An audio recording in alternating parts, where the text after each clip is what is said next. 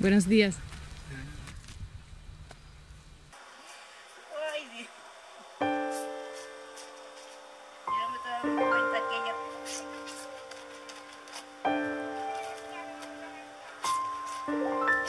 Dime, señora, la vida aquí está difícil, ¿verdad?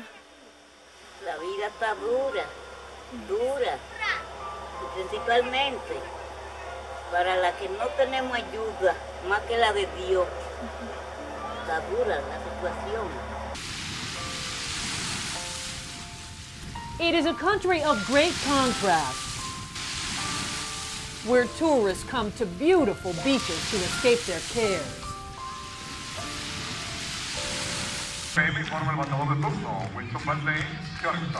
Baseball scouts. Look for the next Sammy Sosa.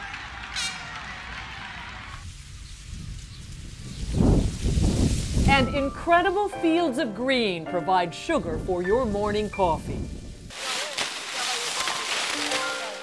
And living at the edge of it all are these obreros.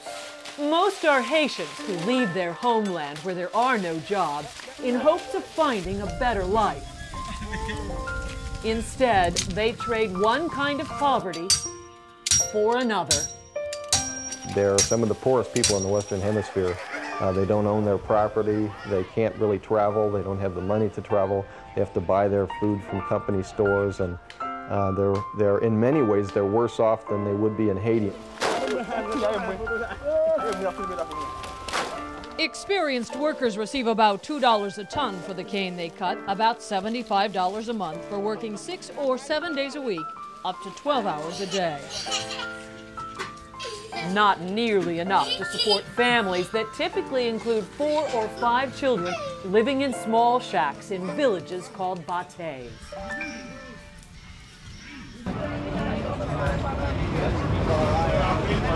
The first time I put my first group together and they came down here, you know, I didn't know if this was going to work, but I remember putting them, we got on the bus and I sat in the back of the bus and I watched as these people came into their batey the first time and their eyes just wide open and tears flowing down their cheeks, and I'm saying, they got it, they know what it's all about. For over 10 years, the Village Church has organized teams of doctors, nurses, and volunteers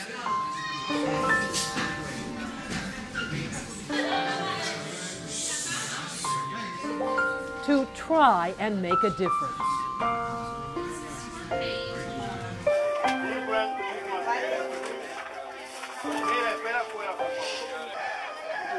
These simple field clinics may be the only chance cane cutters and their families have to see a doctor once or twice a year.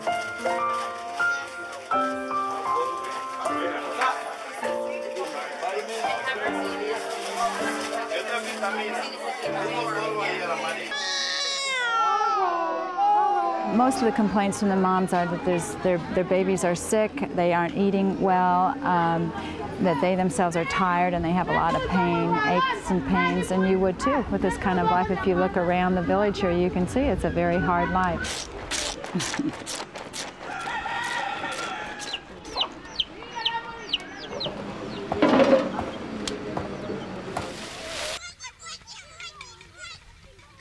Malnutrition is the most serious problem that children have here between the ages of 1 and 5 years. And the problem is that they not only don't get enough food, but more major problem is that they have intestinal parasites. The rounded bellies are a symbol of third world hunger. Their red-tinged hair a sign that worms are eating the protein these children need to grow. Caring for the children is a major focus of our mission.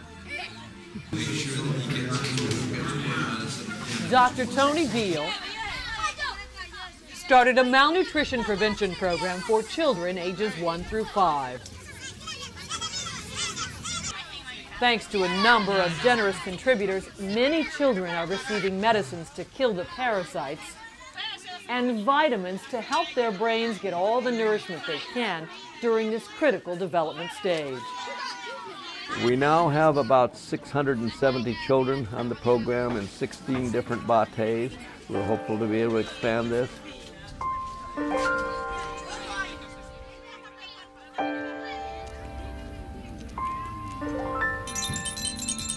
De vez en cuando las mujeres salen embarazadas, a veces algunas salen embarazadas en un año 2 veces. Dr. Poiteline is a Haitian physician who helps with a family planning program started by Jenny Beal.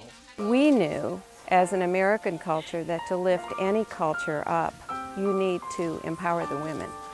And the way to empower women is to help them regulate their fertility. For those who choose, various forms of birth control are available. Some of these women will also sign up for tubal ligations performed by one of our 2 surgical teams.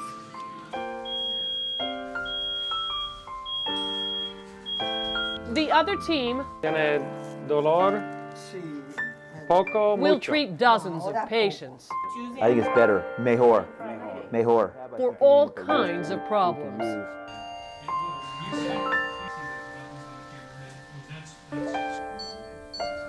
Tumors, hernias, hydroceles.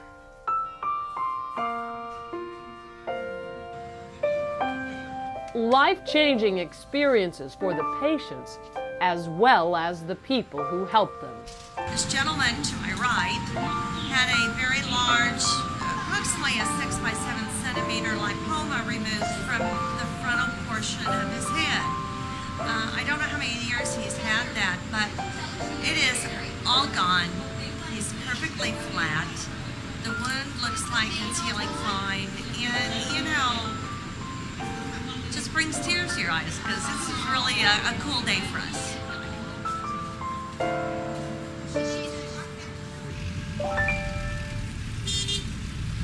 It all happens at a hospital in La Romana, aptly named the Good Samaritan.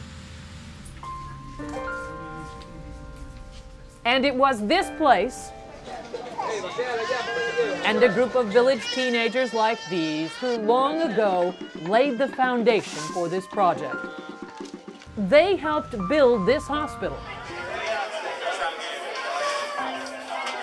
which led to all this.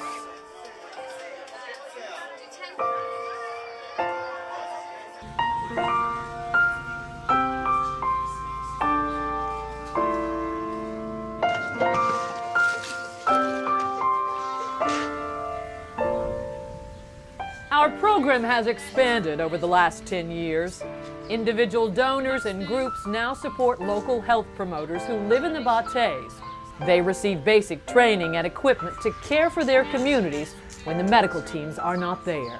I'm just very thankful for the help and the support that the Kansas City group is giving me. Some of our volunteers also sponsor students who are becoming doctors and nurses in the Dominican. And as more people decide to help, more children here will have a chance. A chance for a better future. A chance to one day help lift their families out of poverty. A chance to become someone like Moses Sifrin, help us who lived in a batey and now heads the Good Samaritan Hospital. And if you can give us 1 week, just 1 week every year, that will be enough for make difference between life and death of many people in the bateyes and in the barrios.